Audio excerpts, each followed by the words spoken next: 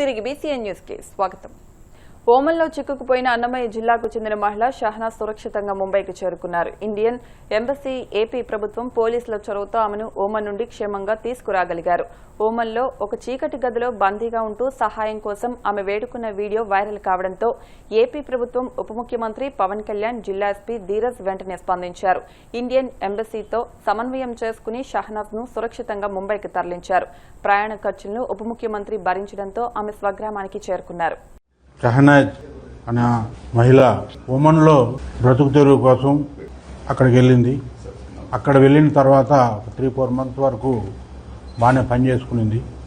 తర్వాత ఏజెంట్ ద్వారా పోయింది. ఆమె పోయిన తర్వాత 3-4 మంత్స్ తర్వాత ఆమెకు సరిగ్గా భోజనాలు పెట్టకుండా రాత్రింబవళ్ళు కష్టపడమని చెప్పని రాత్రంతా పగలంతా పని చేస్తూనే ఉండాలని చెప్పని హెరాస్ చేస్తూ ఉంటే ఆ విషయము ఆమె వీడియో తీసి పెట్టడం జరిగింది.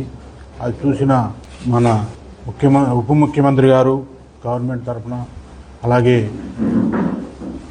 మన జిల్లా ఎస్పీ శ్రీ ధీరజ్ కునుబిల్లి ఐపీఎస్ గారు దీనిపైన స్పందించి వెంటనే ఆమె వివరాలు కనుక్కోవడం జరిగింది. కనుక్కున్న తర్వాత సంబంధించిన అధికారులు అక్కడున్న ఇమిగ్రేషన్కి సంబంధించి కానీ మిగతా వాళ్ళందరితో కూడా ఎస్పీ గారు మాట్లాడి వారికి జరిగిన అన్యాయాన్ని వెంటనే స్పందించి ఇండియాకు తీసుకురావడానికి అన్ని ఏర్పాట్లు చేయడం జరిగింది. తిరిగి ఇండియాకు వచ్చిన వెంటనే ఇండియాకు రావడంలో అక్కడి నుంచి విజయవాడకు కానీ ఇక్కడికి రావడానికి కానీ మన గౌరవనీయులు ఉప ముఖ్యమంత్రి పవన్ కళ్యాణ్ గారు అన్ని ఏర్పాట్లు చేయడం జరిగింది. రవాణా సంబంధించిన ఏర్పాట్లు కానీ, వారికి ధైర్యం కల్పించడం కానీ, వారికి అన్ని రకాలుగా ధైర్యం చెప్పి ఇండియాకు రప్పించి ఇక్కడ పంపించారు. ఇందులో ముఖ్యంగా ప్రభుత్వము, అలాగే ఉప ముఖ్యమంత్రి శ్రీ పవన్ కళ్యాణ్ గారు, మా డీజీపీ గారు, మా ఎస్పీ గారు వీళ్ళందరూ ఎంతో ఇంట్రెస్ట్గా వీటిని ప్రతి నిమిషం వాళ్ళు ఎక్కడెక్కడ వచ్చింది, ఎంతవరకు వచ్చింది, ఇక్కడికి తిరిగి వాళ్ళ ఇంటికి వాళ్ళ భర్తతో కల్పించే వరకు కూడా మానిటరింగ్ చేసి ఇక్కడికి తీసుకొచ్చి స్వదేశానికి క్షేమంగా తీసుకొని రావడం జరిగింది. వారు కూడా ఆమె షహనాజ్ కానీ ఆమె భర్త కానీ ఇద్దరు కూడా ఈ చర్యల వల్ల ప్రభుత్వంకి కృతజ్ఞతలు తెలిపారు. ఉప ముఖ్యమంత్రి గారికి కానీ, మా డీజీపీ గారికి కానీ, మా ఎస్పీ గారికి చాలా హ్యాపీగా కృతజ్ఞతలు తెలిపారు.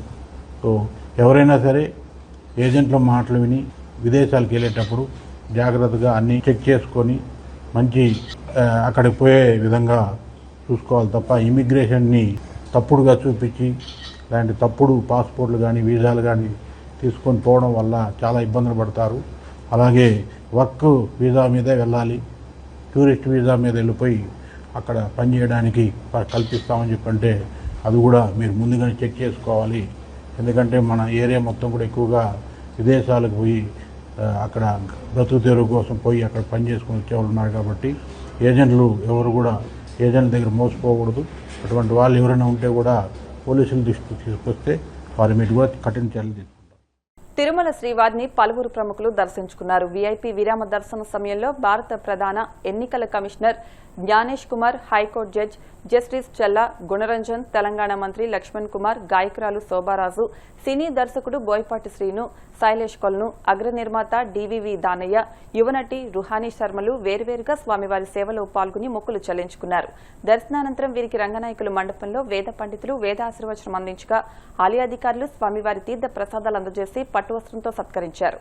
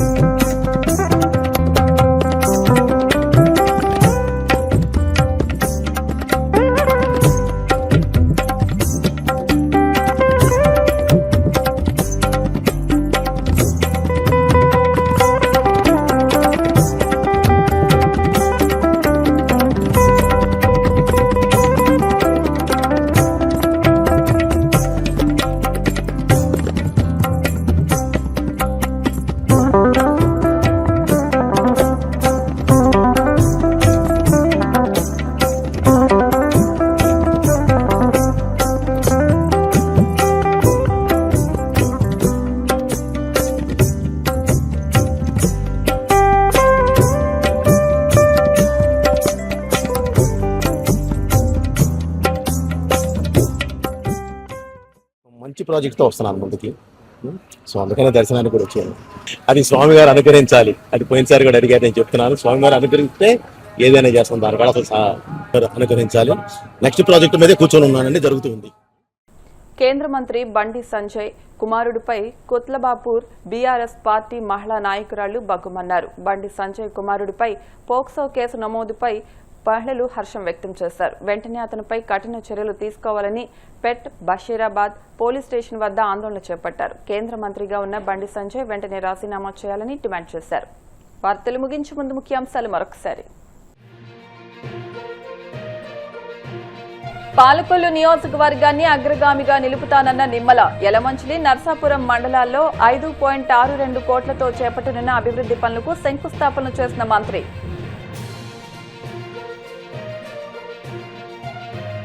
అమలాపురంలో 5 కోట్లతో 3 కీలక వంతెనలకు శంకుస్థాపన చేసిన ఎమ్మెల్యే ఆనందరావు, ఎంపీ హరీషా మాథూర్.